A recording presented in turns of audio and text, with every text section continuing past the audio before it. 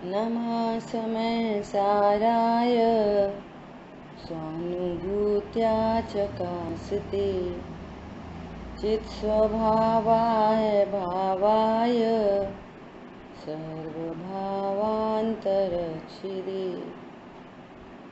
वन्दितु सर्वसिद्धे धुवमचलमणोवमं गतिं पत्ते वोक्षामि समय पाहुड ब्रह्मोषुध केवली भरिदम्। समयसार जी ग्रंथादिराज निर्जराधिकार पर अपनी चर्चा चल रही है। यहाँ अब तक अपन ने सप्त भयों से कैसे सप्त भयों का कैसे अभाव हो हमारी परिणति में, इसकी अपन ने चर्चा देखी। यहाँ कह रहे हैं ज्ञानी सप्त भयों से रहित होते हैं। किस प्रकार होते हैं कि अपने ज्ञान स्वभाव में निशंक वर्तता हुआ, मैं ज्ञान स्वरूपी हूँ, अनटच इफेक्टलेस फुल्ली सेफ तत्व हूँ, अनादि से अनंत काल तक मेरे में कुछ नहीं होता, किसी परद्रव्य से मुझे कोई लाभ हानि नहीं होती, ऐसा स्वरूप जानते हुए निर्भय रहते हैं। कह निरंतर निशंक वर्तता हुआ अपने ज्ञान स्वभाव का अनुभव करते हैं। हम भी अपने को देह से भिन्न भगवान आत्मा जानेंगे तो हमारी परिणति में भी निर्भयता निशंकता प्रकट होगी। इस प्रकार ज्ञानी को सात भय नहीं होते। अब देखो, अब आगे प्रश्न और समाधान है। बहुत सुंदर प्रश्न है और समाधान है, बहुत समझने जैसा है। अब आगे श्लोक के बाद कुंद कुंदाचार्य भगवान गाथाएं कहेंगे, निशंकित आदि गुणों के लिए गाथाएं कहेंगे। उसकी तैयारी चल रही है। क्या कह रहे हैं? प्रश्न, अविरति सम्यक दृष्टि आदि को भी ज्ञानी कहा है और उनके भय प्रकृति का उदय होता है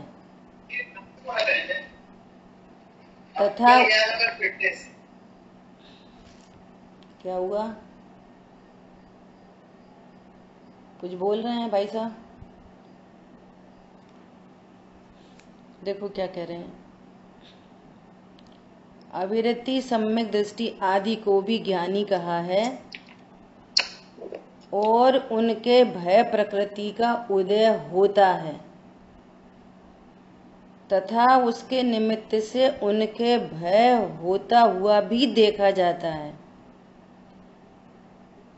तब फिर ज्ञानी निर्भय कैसे हैं? देखो, अब भय प्रकृति, भय कितने प्रकार का? 4 प्रकार का। भय कितने प्रकार का?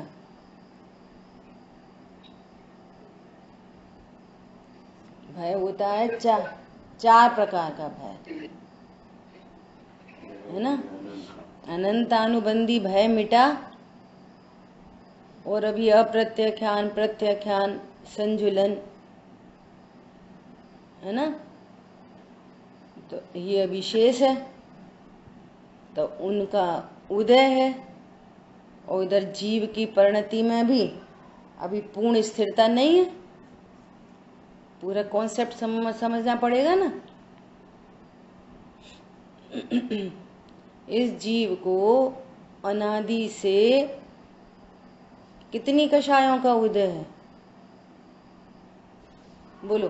अनंतानुबंधी 4, अप्रत्याख्यान 4, प्रत्याख्यान 4, संजुलन 4, और फिर 16 हो गई, और 9 कषाय।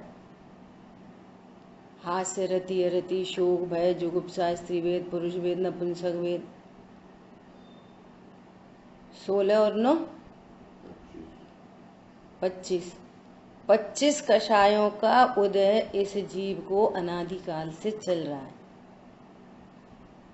ठीक है, अब क्या हुआ? अब स्वरूप जाना तो जो एक 24 घंटे भय भय भय, मर नहीं जाए, जी नहीं जाए, कुछ हो नहीं जाए, अचानक कुछ नहीं हो जाए, मैं कहाँ जाऊंगा, इस लोक में क्या होगा, मेरा अंतिम समय पे क्या होगा, परलोक में चले गए तो कहाँ जाएंगे, कौन सी गति में जाएंगे, भयभीत भयभीत था।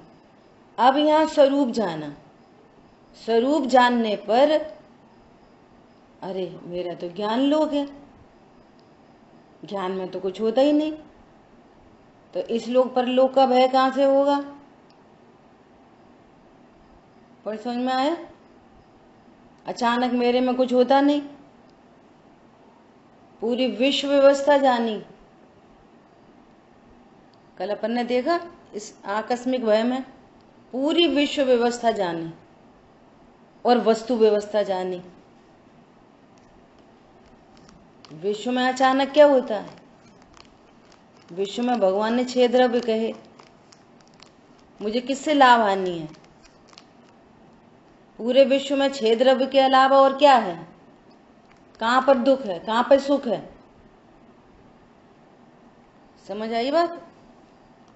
और सर्व दुखों का मूल कारण असम्मान जाति द्रव्य पर्याय में अहम बुद्धि है। तो पूरी विश्व व्यवस्था जानी है, द्रव्य गुण पर्याय की वस्तु व्यवस्था जानी है, और मैं भी जीव द्रव्य हूं तो मेरे द्रव्य गुण पर्याय कैसे हैं ये स्वरूप भी जाना है। और द्रव्य गुण अनादि अनंत एक रूप रहते हैं, पर से मुझे कभी कोई लाभ हानि होती नहीं है। ऐसा पूरा स्वरूप जानकर और ज्ञान निश्चिंत निर्भर हुआ है, निशंक हुआ है, और ऐसा निशंक ज्ञान, कारण ज्ञान स्वभाव सन्मुख होता हुआ समरत्नत्रय प्रकट हुए। तो रत्नत्रय प्रकट होने पर क्या हुआ? जो सारी अज्ञानता थी, टोटल अज्ञानता मिट गई। अज्ञानता तो टोटल मिट गई।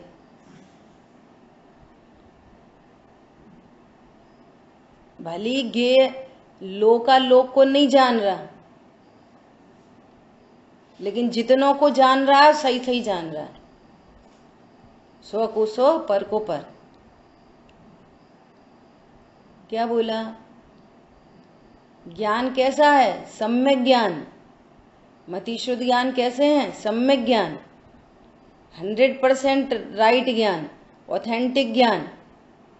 पूरी विश्व व्यवस्था को जान ली, वस्तु व्यवस्था जान ली, और अपने आप को जान लिया।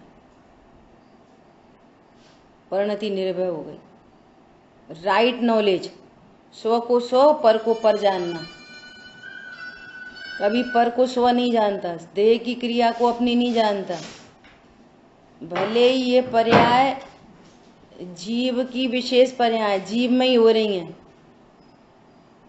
परंतु ये मेरा वास्तविक स्वरूप नहीं है। विकारी पर्याय को भली प्रकार जानता है, स्वभाव को जानता है। स्वभाव में मैं पना है, विकार में मैं पना नहीं है। ज्ञानी किसको कहना? मालूम है परिणति में विकार है। कल बात आई थी ना कि अपने प्रमाण को जानकर किसी भी अंश को जाने, विकारी अंश को भी जाने तो भी सम्यक ज्ञान है।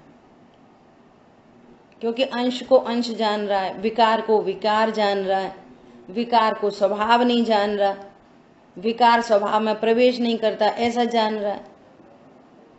ज्यों का त्यों जान रहा है सबको।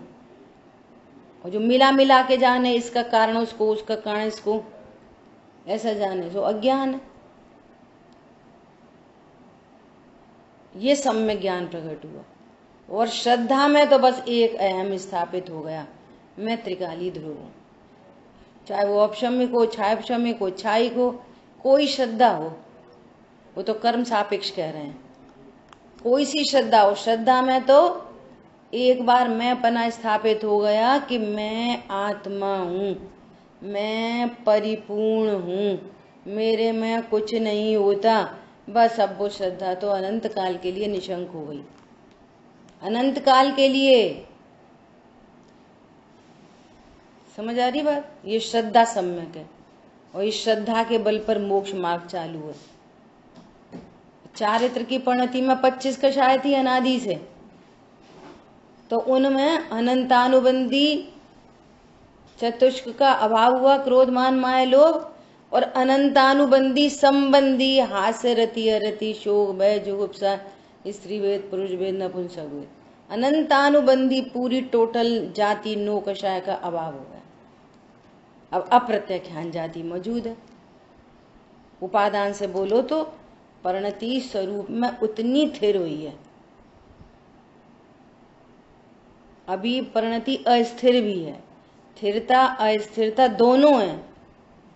जितनी थिर है उतना आनंद है। कितनी थिर है? अरे अपूर्व कार्य हुआ है, अपूर्व। ये समझो, ऐसा नहीं कि ये कषाय 25 ये 4 जाति की है ना तो 25% बांट लो। अनंतानुबंधी जाति की कषाय बहुत ह्यूज कषाय है जो मिटी है। समझ में आ रही है? अप्रत्य इतना बड़ा अंतर है कि अनंतानुबंधी तो ऐसी है 1 करोड़ का कर्जा, और अप्रत्याख्यान ऐसी है 50 रुपए का कर्जा। इतना बड़ा वेरिएशन है, लेकिन हमें व्यक्त तो वैसी दिख रही है भय। अप्रत्याख्यान भय उत्पन्न हुआ तो ऐसा दिख रहा है, कह रहे हैं कि उनको भी भय होते हुए दिखाई देता है। परंतु यहां कह रहे हैं कि 1 करोड़ का कर्जा, पीछे अपन ने 320 गाथा पढ़ा था, कहाँ समुद्र का बंध, अनंत बंध, और कहाँ ये लिमिटेड हो गया। एक समुद्र में 1 बूंद बूंद। अपन 1 करोड़ 50 रुपए में तो कोई ज्यादा बड़ा अंतर नहीं है। समुद्र का पानी 70 कोड़ा कोड़ी सागर। क्या होता है 70 कोड़ा कोड़ी सागर? इसका बंध। अरे सम्यक दर्शन होने के काल में ही प्रायोग लब्धि में अंत कोड़ा कोड़ी।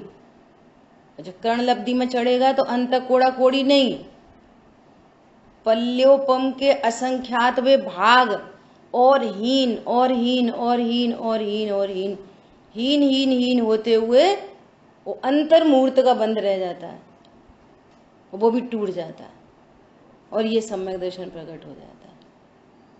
अब अप्रत्याख्यान जाति में कितनी ताकत। अब अपन देह से देख रहे हैं, देह से ये भी तो युद्ध कर रहे, ये भी तो 96,000 का भोग कर रहे, ये भी तो भयभीत हो रहे, ये भी तो रो रहे, ये भी तो पत्तों से पूछ रहे सीता कहाँ है, ये भी तो लक्ष्मण की डेड बॉडी को लेके घूम रहे। छायक सम्यक दृष्टि और डेड बॉडी को लेके घूमता रहे। ऐसा यहाँ पे भी कोई दिखता है ऐसा मिथ्या दृष्टि जो डेड बॉडी को लेके घूमता रहे? देखो अप्रत्याख्यान कषाय का कार्य बंद कितना, ये बात समझ में आ जाए। अप्रत्याख्यान जाति की कषाय दिख कैसी रही है? रो रहे हैं, डेड बॉडी को लेके घूम रहे, कोई मिथ्या दृष्टि नहीं घूमे, उनको समझ में नहीं आ रही है डेड बॉडी है। बोलो, उसको नहला कह रहे तुम नहाओ लक्ष्मण, तुम नहाओ लक्ष्मण, तुम खाना खाओ, तुम्हें कितने दिन हो गए खाना नहीं खाया, चलो कपड़े बदल लो। और लोग कह रहे हैं, क्या कह रहे हैं? अरे कोई रेत में से कोई रेत पेल रहा, घानी में रेत को डाल ले। वो लोग क्या, राम उन्होंने पूछा ये क्या कर रहे तुम लोग? बोले कुछ नहीं, रेत में से तेल निकाल रहे। कि पागल हो गए क्या? रामचंद्र जी बोले रेत में से तेल निकलता है? तो उनने बोला प्रभु ये डेड बॉडी कोई जिंदा होती है? चुप रहो चुप रहो, मेरा भाई नहीं मरा। बोलो और क्या कहेंगे? वर्तमान युग की घटना है।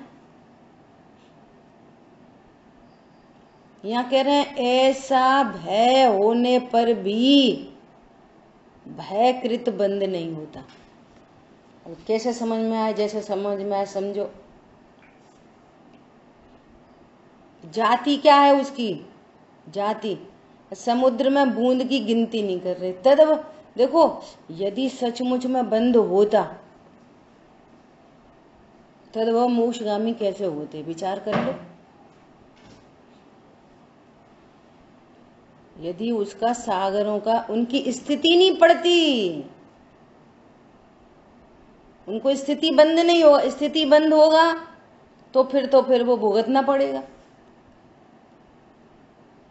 बंद ही नहीं होता ऐसी ऐसी स्थितियों का। बोलो, तद वह मोक्षगामी है। अब कोई आयु बंद नहीं हो रहा, ऐसे परिणामों से भी आयु बंद नहीं हो रहा। अपन उपादान से देखेंगे तो बात समझ में आएगी। देखो, एक बात थोड़ी सी अपन चर्चा करें।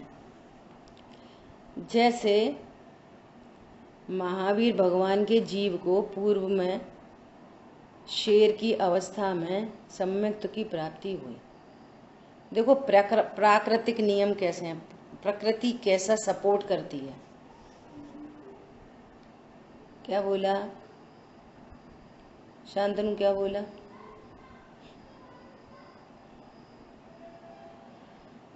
अनम्यूट करो। प्राकृतिक नियम।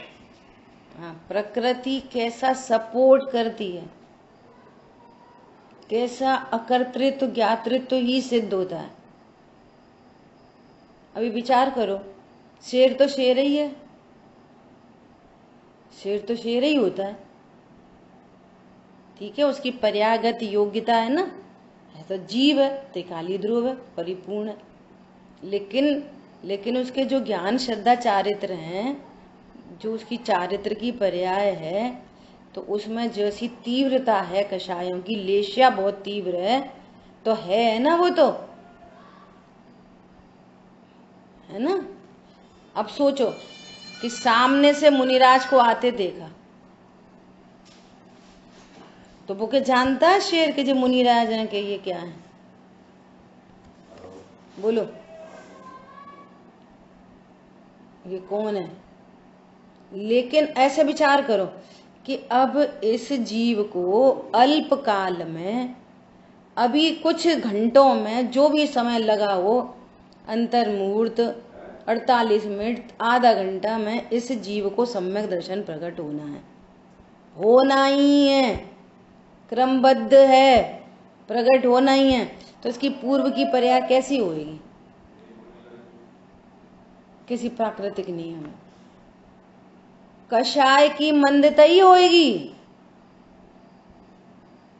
ऐसा नहीं है कि अभी सम्यक दर्शन प्रकट होने वाला तीव्र कषाय हो, और उस क्या कहना चाहिए, उस जाति संबंधी, जैसे मान लीजिए शेर बहुत खूंखार होता है, उसकी चार की पर्याय में तीव्र लेशिया है, समझो कृष्ण लेशिया है, तो वो नियम से घटकर नील में आएगी, नील से घटकर कापोत में आएगी। उनके लिए वही मंद कषाय है। समझ में आ गई बात? घटती हुई लेशिया, परिणाम घट गया, भाव ही नहीं आया कि ये कोई मनुष्य है, इस पर झपट जाऊं।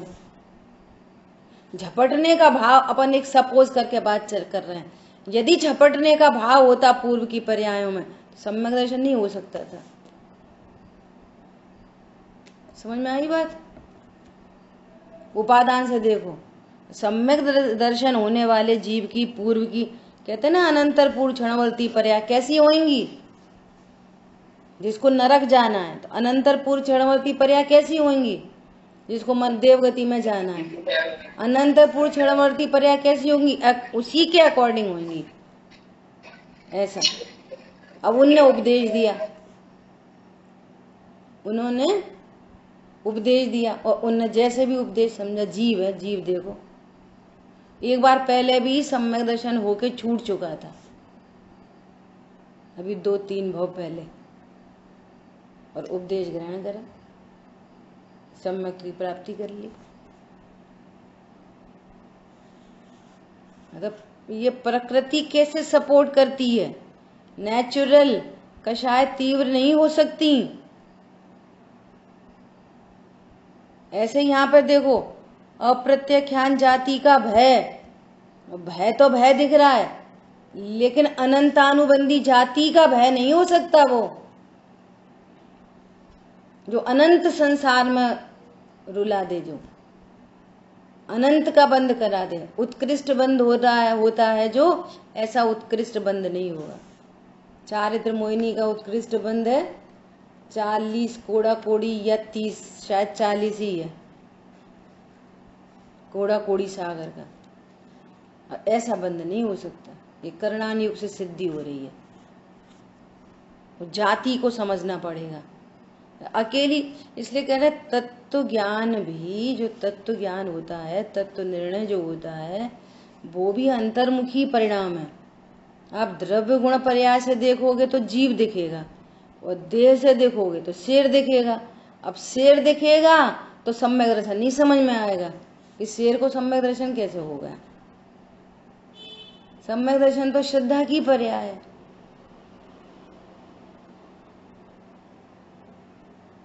आ रही बात ख्याल में? अभी प्रकाश छावड़ा जी से चर्चा हुई थोड़े दिन पहले, तो ऐसा प्रश्न किया उनसे कि जो जीव नरक में है, और नरक में अशुभ लेशाएं होती हैं, अब तो वहां तो लड़ते ही भिड़ते रहते हैं वे लोग तो। अब नरक से मर के कोई जीव नरक में नहीं जाता, वहीं मरा, वहीं से वहीं मर के नरक में पैदा हो गया। अशुभ लेशा और नरक में नहीं पैदा होएगा। वो नियम से या त्रेंच गति में आएगा, और या तो फिर देवगति, उसमें मनुष्य गति में जाएगा, देवगति में भी नहीं जाता। ऐसे ही देव है, देव मर के देव नहीं होते, और देव मर के नरक नहीं जाते, वे भी मनुष्य तिरेंच होते। अब विचार करो, वो जो नरक गति का जीव है और अशुभ लेशाएं हैं, तो फिर इसका मनुष्य का बंद, गति का बंद कैसे हो जाता? तो अभी सुनना, जैसे मान लिया उस नरक में कोई समझो नील लेशा का जीव है। अब नील लेशा में भी उसके परिणाम डाउन हो गए। अभी है तो नील ही लेशा, लेकिन उसमें भी असंख्यात लोक प्रमाण भेद हैं। उसमें ही जो इधर आयु बंद का काल हुआ और नील लेशा से कापोत में चला गया, या नील लेशा का ही लोएस्ट वन परिणाम हुआ, वहां पे भी उनके भेद फ्लक्चुएशन हो रहे हैं ना, वहां पर भी। तो उधर मंद में चला गया, उस जाति की मंदता, तो इसको मनुष्य गति का बंद हो जाए। बोलो मतलब इतना वेरिएशन है, बोलो प्रकृति में। अपन को तो उतनी स्थूल पकड़ नहीं सकते। ऐसा मंद कषाय है, तो मंद कषाय में भी मान लिया पीत लेशा है, तो पीत लेशा के भी बहुत सारे वेरिएशन है। पीत लेशा के हाईएस्ट में जाएगा तो फिर ऊपर जाके अशुभ में चला जाएगा, और पीत लेशा के लो में जाएगा तो नीचे वाली कषाय में चला जाए, जाति में चला जाएगा। तो इस प्रकार से वहां पे बंद होता है मनुष्य गति का। और वही लेशा तीव्र हो जाए तो त्रियंच गति का बंद हो जाएगा। बोलो कितनी सूक्ष्म चर्चाएं हैं। सर्वज्ञ भगवान की महिमा आती है। कल किसी ने प्रश्न पूछा कि करणान योग का स्वाध्याय क्यों करना चाहिए, उससे क्या लाभ होता है? कि करणान योग के स्वाध्याय करने से सर्वज्ञता की महिमा आती है। बोलो कितने सूक्ष्म सूक्ष्म परिणामों का विवेचन, जो कर्म हमको दिखाई नहीं देते और उनके कैसा कैसा वेरिएशन है। ऐसे सूक्ष्म परिणाम, सूक्ष्म कर्मों का विवेचन, ये सर्वज्ञता के अलावा कौन कर सकता है? सर्वज्ञता की महिमा आती है। बोलो कौन बताए नरक, कौन बताए स्वर्ग, कौन बताए दीप समुद्र, असंख्यात दीप समुद्र, कौन बताए? जिनको हम देख नहीं सकते, जा नहीं सकते, ऐसी होती सर्वज्ञता की महिमा आती है। उपयोग वहां लगाना पड़ता है, थोड़ा कठिन विषय पड़ता है ना, तो उपयोग वहां लगता है तो विशेष विशुद्धि होती है। तत्व ज्ञान द्रव्यान योग से होता है और वहां पर विशुद्धि बढ़ती है। इसलिए करणान योग का स्वाध्याय करना चाहिए।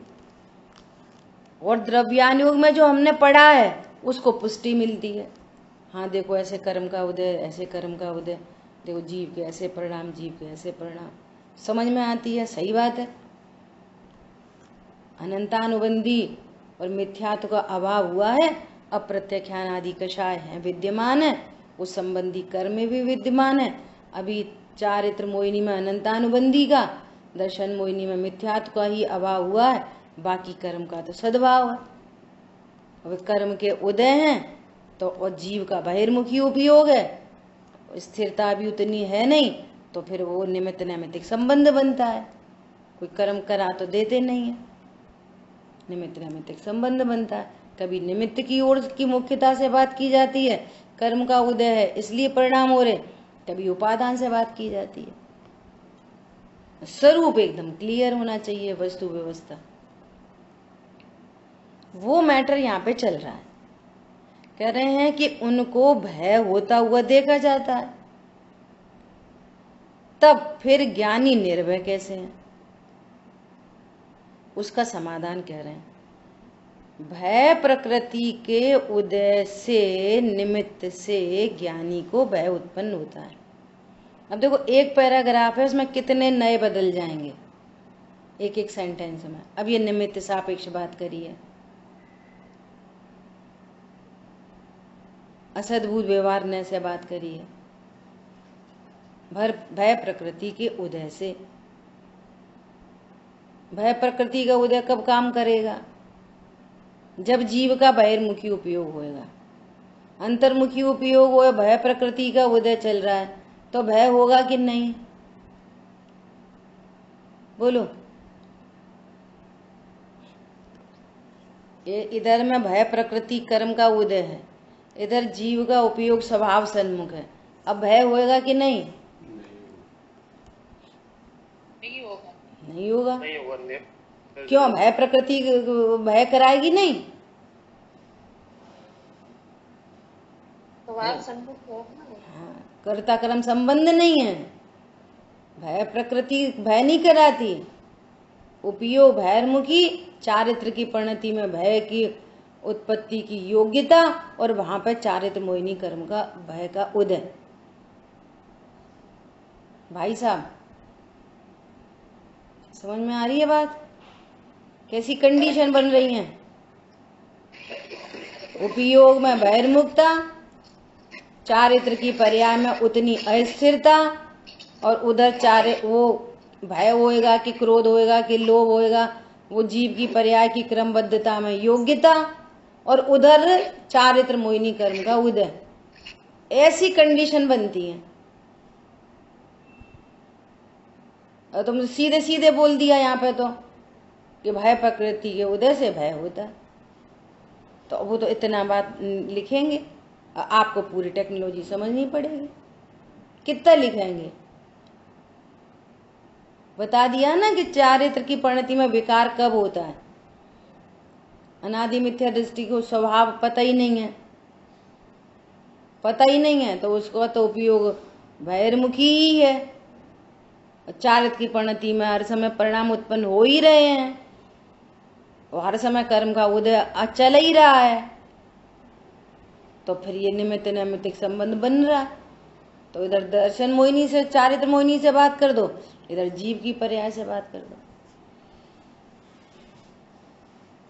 और ये स्वरूप को जानता है तो इसकी कषाय मंद होती है, मोह मंद होता है। मोह मंद हुआ, कषाय मंद हुई, तो वे कर्म भी मंद हो गए। जीव के परिणामों का निमित्त पाकर कर्म मंद होते हैं। कर्म की मंदता कैसे होगी? कर्म की मंदता से जीव के परिणाम मंद नहीं होते। क्या बोला? हाँ, पूरी बाजी हमारे हाथ में है, हमें कोई डिपेंडेंसी नहीं है कर्मों की। और सुनो, डिपेंडेंसी यदि कही जाए तो कहाँ तक कही जाए, असंगी तक कही जाए। वो तो कुछ स्वरूप वरूप जानने समझने, कुछ उनके भी परिणाम अदलते बदलते रहते। यहाँ तो संज्ञत्व प्राप्त हुआ है, यहाँ तो जैन कुल प्राप्त हो गया, यहाँ तो देवशास गुरु मिल गए। और अपन लोग इतने महाभाग्यशाली हैं, देवशास गुरु तो बहुतों को मिले हैं। स्वाध्याय तो बहुत करते हैं, लेकिन सही तत्व ज्ञान जिनके पास में नहीं है, ऐसी ऐसी बातें करते हैं। शुद्धोपयोग तो मुनिराज को होता है। हम सोचते थे ऐसे कौन जीव होते होंगे, स्वाध्याय करते हैं और ऐसी मिसिंग चलती है। मिल गए ऐसे जीव। कह रहे शुद्धोपयोग तो मुनिराज को होता है, चौथे गुण स्थान में तो कोई शुद्धोपयोग होता नहीं है। तो अभी अपन को शुद्धोपयोग होएगा नहीं, तो अभी अपन को क्या करना चाहिए, शुभ भाव करने चाहिए। तो तत्व ज्ञान नहीं कर सकते अभी अपन, हाँ तत्व ज्ञान कर लो तो श्रद्धा सम्यक हो जाएगी। बिना शुद्धोपयोग के श्रद्धा सम्यक हो जाएगी। बोलो, वो धर्म तो चारित्र ही धर्म है, श्रद्धा कोई धर्म थोड़ी है। बोलो, इतना महाभाग्य कि अपने को ये यथार्थ तत्व ज्ञान मिल गया। और कोई सूक्ष्म चर्चा हो, कैसी चर्चा हो, हम महेंद्र भैया हम लोग चर्चा कर रहे हैं, वीर सागर जी भाई साहब की क्लास में कोई ऐसी विशेष बात आई तो हम लोग ये बात कर रहे हैं कि कितना महाभाग्य है यदि अपन कोई नई अन्य कोई विवक्षा सुनते हैं तो ये ज्ञान तुरंत रिसीव करता है। हाँ, ऐसा भी हो सकता है, ये अपेक्षा भी सही है। बोलो, ज्ञान आगम के अनुकूल जा रहा है और तुरंत स्वीकृति होती है, कितनी बड़ी बात है। समझ में आया? अब संगी पंचेंद्री होके और इतनी फेवरेबल कंडीशन, प्राकृतिक व्यवस्था मिलने पर भी, और अगर अपन तत्व ज्ञान नहीं करें और फिर भी भूल रह जाए, भूल का सुधार नहीं हो, किसी एक अपेक्षा से स्टिक हो जाएं, स्यादवादी नहीं बने, स्यादवाद को समझने की कोशिश भी नहीं करें, इतना ब्रॉड माइंड नहीं रखें, तो फिर काम नहीं चलेगा। देखो क्या कह रहे हैं, भय प्रकृति के उदय से, निमित्त से। अब शब्द पढ़ रहा है निमित्त, तो समझ जाओ निमित्त से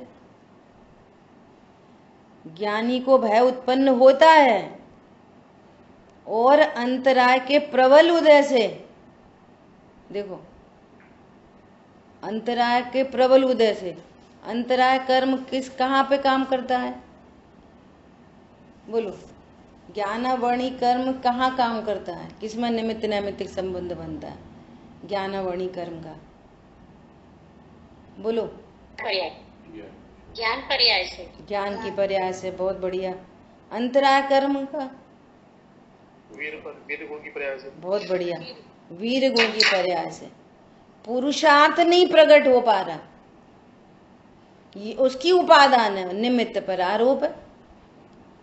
इतना पुरुषार्थ नहीं हो पा रहा कि परिणति स्वरूप में स्थिर रह जाए। उपयोग बहिर्मुखी, कोई बहिर्मुखी उपयोग है ना, वो भी पुरुषार्थ से ही होता है।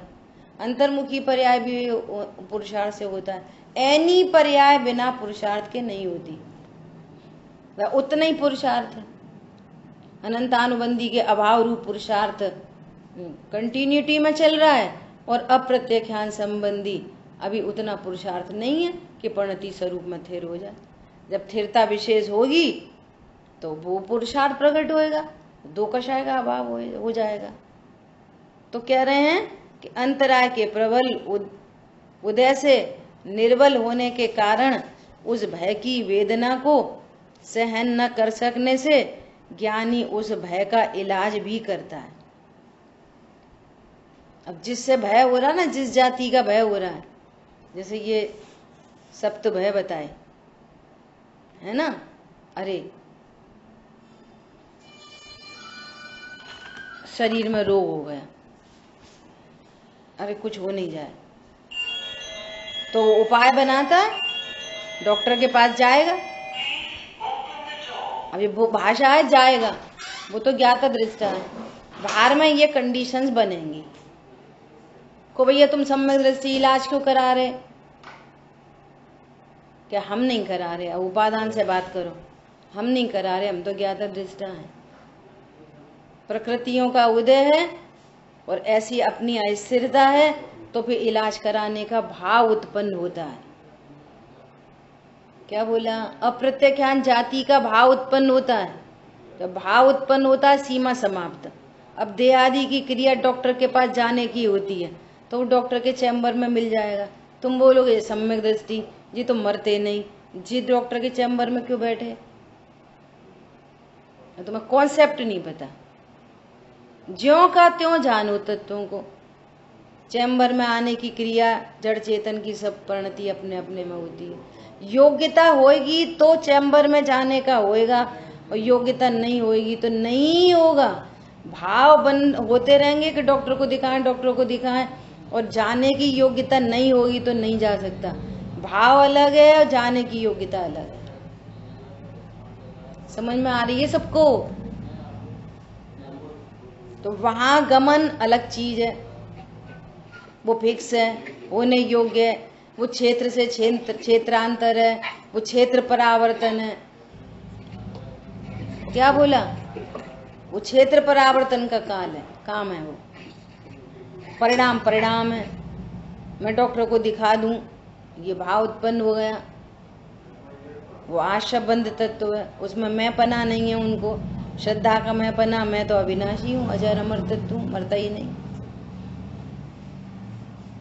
बोलो, सब कुछ जैसा है वैसा जानो। तो क्या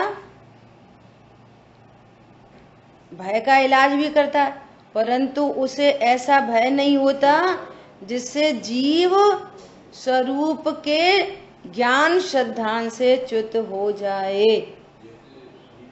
अज्ञानी अपने भय से टैली करता है उनको, तुम्हारे भय से उनका भय टैली नहीं होएगा। यहाँ तो अज्ञान था, हाँ मैं तो मर गया, ओ मुझे कुछ हो नहीं जाए, ओ मुझे तो तुम सुना देना, ओ मुझे समाधि मरण करा देना,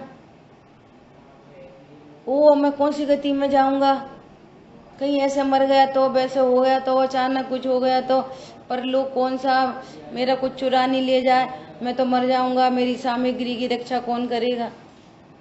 ऐसा कुछ नहीं होता। ज्ञान स्वरूप एक साइड में भय और दूसरी साइड में ज्ञान श्रद्धा से च्युत नहीं होता।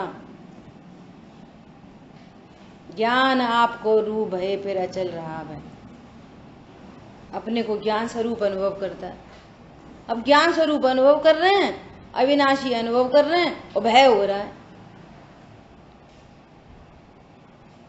और डॉक्टर ने बोल दिया कि भैया तुम्हारी कैंसर की गांठ निकल गई है, तुम एकदम स्वस्थ हो, और डॉक्टर ने कह दी स्वस्थ हो, और जी तो बिस्तर में लेटे हैं, ऑफिस नहीं जा रहे। हमने पंखा तो स्विच ऑफ कर दिया है और ये पंखा तो अभी चल रहा है, जी क्या मतलब है बंद कर दिया तो भी चल रहा है। ऐसी प्राकृतिक चीजों से, नेचुरल चीजों से इनका समाधान करना। भैया स्विच ऑफ कर दिया अब क्यों चल रहा है, कैंसर की गांठ निकाल दी अब क्यों लेटे हो, जाओ ऑफिस जाओ, काम पैसा कमाओ। कि नहीं अभी कमजोरी है, प्रॉब्लम तो निकल गई है पूरी,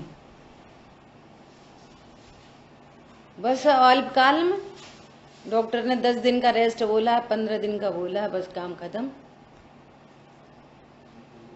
ऐसे ही यहाँ पर ये कषाय 1 भव 2 भव 3 भव, ज्यादा तदभव मोक्षगामी हो तो उसी भव में काम खत्म। अनंत संसार में तो रुला देगी ये कषाय। क्यों नहीं रुलाएगी, क्यों नहीं रुलाएगी? क्योंकि जीव स्वरूप के ज्ञान श्रद्धान से च्युत नहीं होते, स्व को स्व, पर को पर जानते हैं, स्व पर में मिक्सिंग नहीं करते, आशव और जीव में को एक नहीं जानते, संवर और जीव को एक नहीं जानते। जीव को जीव जानते हैं, आशव को आशव जानते हैं, अजीव को अजीव जानते हैं, देह को देह जानते हैं, संयोग को संयोग जानते हैं। इसलिए निशंक रहते हैं। एक साइड में भय, दूसरे साइड में निशंकता। अरे समझ में आ रही है? बोलो। और जो भय उत्पन्न होता है वह मोह कर्म की भय प्रकृति नामक प्रकृति का दोष है, उसका ही दोष है, हमारा कुछ नहीं। ज्ञानी स्वयं उसका स्वामी होकर करता नहीं होता। हमारी भय प्रकृति है, हमारी ने बांधी थी। भूतकाल में हमने भय प्रकृति बांधी थी कि नहीं बांधी थी? अरे भूतकाल में भी अकर्ता था, अभी भी अकर्ता हूं, भविष्य में भी अकर्ता रहूंगा। त्रिकालवर्ती निर्णय हुआ। मैंने भ्रम से जाना था, लेकिन मैं था तो अकर्ता ही। वो भ्रम में भय प्रकृति बंधी थी, लेकिन था तो मैं अकर्ता ही। समझ में आ रही है बात? पानी, कोई पानी को हाथ नहीं लगाया।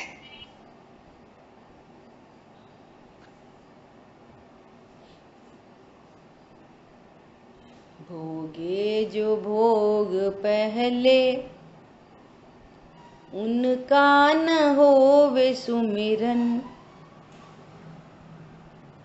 भोगे कि नहीं भोगे पहले? बोलो, कितने भोग भोगे मैंने पहले? अरे अभी अभोक्ता था तुम, भूत में अभोक्ता था, भविष्य में अभोक्ता रहूंगा। बोलो। पहले भोगने के भाव हुए, वो भी आश्रम है। भोगने का भाव हुआ, वो भी आश्रम है। और मजबूत तत्व। मैं समझ आई बात? देखो क्या बोल रहे हैं। और जो भय उत्पन्न, हाँ, ज्ञानी स्वयं उसका स्वामी होकर करता नहीं होता, ज्ञाता ही रहता है, इसलिए ज्ञानी के भय नहीं। बोलो। ज्ञायक तो ज्ञायक ही रहता, ज्ञायक ज्ञायक ही, गल्प नहीं यह परम सत्य है, अनुभव योग्य यही। ज्ञायक तो ज्ञायक ही रहता है। ये पूरा उन्होंने समाधान दिया है। ठीक है, क्लियर हो गया सभी को? कोई प्रश्न है तो पूछ सकते हैं। बोलो। कोशिश तो पूरी की है कि एकदम क्लियरिटी हो। बोलिए। बढ़िया। बोलो अजीत भाई साहब, एनी क्वेश्चन?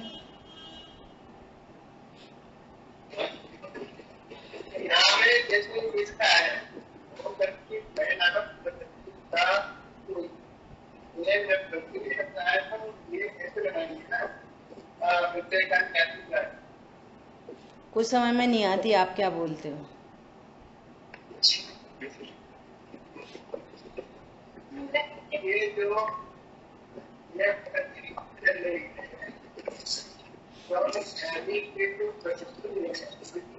चलो बाद में पूछना। शब्द ही क्लियर नहीं होते, आप स्पीकर से बोलते हो। चलो देखो आगे। अब आगे सम्यक दृष्टि के निशंकित आदि चिन्हों संबंधी गाथाओं का सूचक काव्य कहते हैं। अब आगे जो निशंकित आदि गुण हैं, बहुत ही गजब की चर्चा है आगे। कुंद आचार्य भगवान के जो गाथाएं हैं, बहुत सुंदर गाथाएं हैं, बहुत बढ़िया इनका स्वरूप है, जो अपन को समझने जैसा है। अभी इससे पहले देखो, जो श्लोक है 161 है ना, अपन डायरेक्ट श्लोकार्थ पढ़ते हैं। टंकोत्कीर्ण निज रस से परिपूर्ण ज्ञान के सर्वस्व को भोगने वाले सम्यक दृष्टि के जो निशंकित आदि चिन्ह हैं वे समस्त कर्मों को नष्ट करते हैं। गजब, क्या बोल रहे हैं, शब्द देखो कितने गंभीर हैं भैया, स्वर्ण अक्षरों में लिखवा दो। अरे यहाँ पे टांकी से उकेर दिया ऐसा मैं गायक जो कभी नहीं मिटे। टंकोत कीर्ण, टांकी से उकेर, पत्थर पे उकेर देते ना तो वो हजारों हजारों करोड़ों करोड़ों वर्षों तक वो फिर लिखा हुआ मिटता नहीं है। ये तो अनंत काल तक नहीं मिटेगा।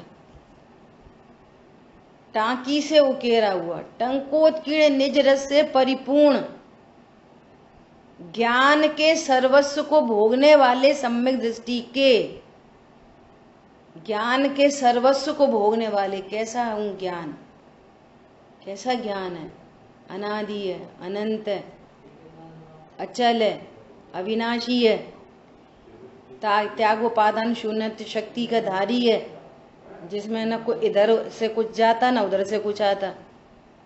लगा लो ज्ञान का सर्वस्व, ज्ञानी जीवत्व शक्ति, ज्ञान लगा लो, नहीं तो ज्ञायक रख लो, एक ही बात है। लक्षण से बात समझ लो या लक्ष्य को रख लो सीधा सीधा। कैसा है ज्ञान स्वभाव, बोलो, सर्वस्व को भोगने वाला ज्ञान। कैसा है, आनंदमयी। कैसा ज्ञान है, सुखमयी। सर्वस्व को भोगने वाले सम्यक दृष्टि जो निशंकित आदि चिन्ह हैं, इनके जो निशंकित आदि चिन्ह की अब चर्चा की जाएगी। और सुनो, समस्त कर्मों को नष्ट करते हैं। कर्म नष्ट कैसे होते हैं? अभी तुमको देवशास्त्र गुरु में ही शंका है तो समझना कर्म नष्ट नहीं होंगे, बंध रहे हैं। देवशास्त्र गुरु के प्रति अगर क्वेश्चन मार्क है, किन्ने देखे नरक, किन्ने देखे स्वर्ग, दोपहर में करेंगे चर्चा, किन्ने देखे स्वर्ग और किन्ने देखे नरक। हरी बात ख्याल में। निशंक है, जो देवशास्त्र गुरु के प्रति निशंक है, उसको ग्रहित मिथ्या तो नहीं बंधता, वो कर्मों की निर्जरा करता है, ग्रहित मिथ्या तो नष्ट होता है। और भगवान ने जो विश्व व्यवस्था बताई है और जो वस्तु व्यवस्था बताई है, मेरा स्वरूप बताया है, उसमें जो निशंक होता है उसको अग्रहित मिथ्यात्व का नाश होता है। कर्मों का नाश निशंकता से होता है। देखो यहाँ पे क्या कह रहे हैं,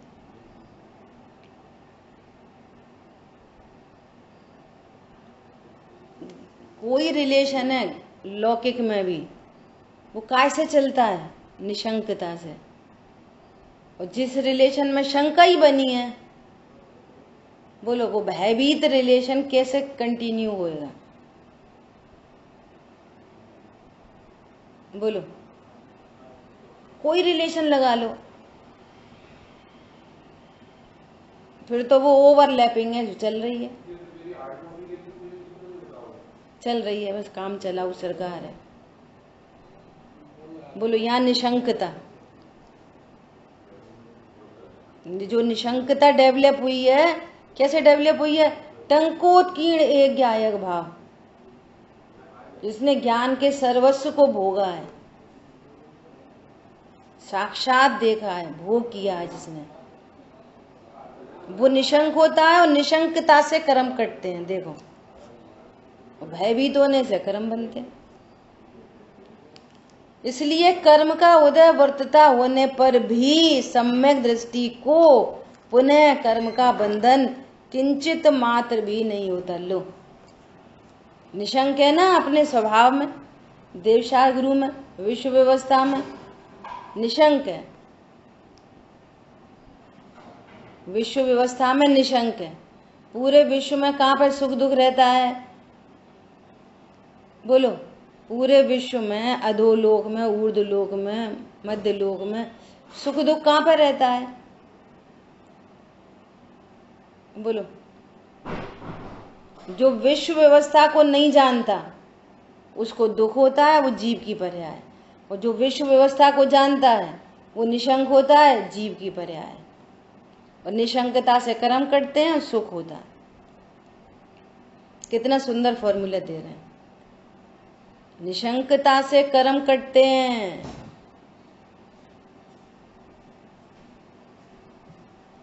और फिर अब कैसा भी उदय वर्तता हो, लेकिन वो तो निशंक है। इसलिए क्या कह रहे हैं, उनको बंध नहीं होता, परंतु जो कर्म पहले बंधा था उसके उदय को भोगने पर उसको नियम से उस कर्म की निर्जरई हो जाती है। क्या बोल रहे हैं?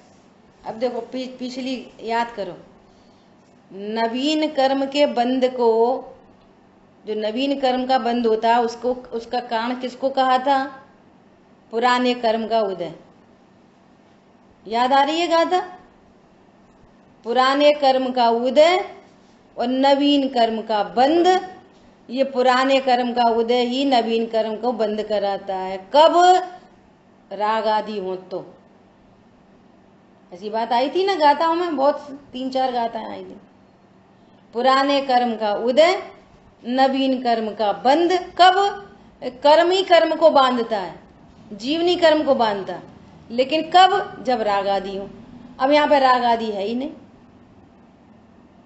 तो पूर्व कर्म का उदय तो है लेकिन बंध नहीं है। समझ आ गई बात?